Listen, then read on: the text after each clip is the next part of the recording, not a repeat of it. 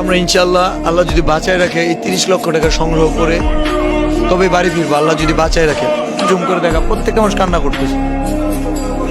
আশা করি এই ভিডিওটা যাদের কাছে পৌঁছাবে তাদের বিবেককে একবার হলেও নাড়া দিবে। আপনাকে এটা চোখের জল। আমি গোটা দেশের কাছে একটি কথাই বলতে চাই, আমি বাঁচতে চাই, আমি আমার সন্তানের জন্য বাঁচতে চাই।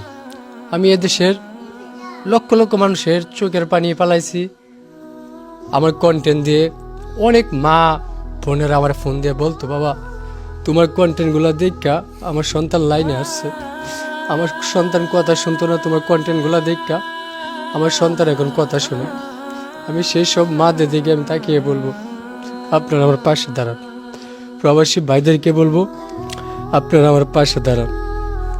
বিষয়টা আসলে বিল্লাল ভাই একটা কথা বলছে না, যদি এই ছেলে কোনোদিন বড় হইয়া বলে আমার বাবা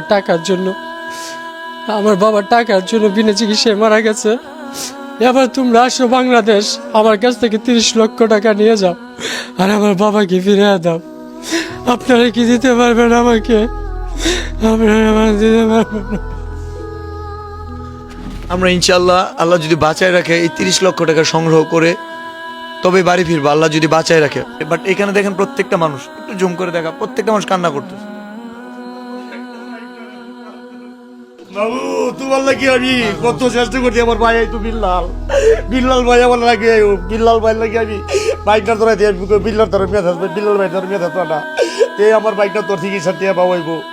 আমার বাইকটা দিদি যার বাইক নিয়ে মেয়ে থাকবে। ইনশাআল্লাহ আল্লাহ বাঁচায় রাখলে আমাদের অনেক মানুষ ভালোবাসার মানুষ আছে। আল্লাহ গো বিল্লাল ভাই আমরা মানুষ বিশ্বের মানুষ ইনশাআল্লাহ আমরা সবাই মিলে এই ফান্ড কালেক্টটা করে ছাড়বো ইনশাআল্লাহ।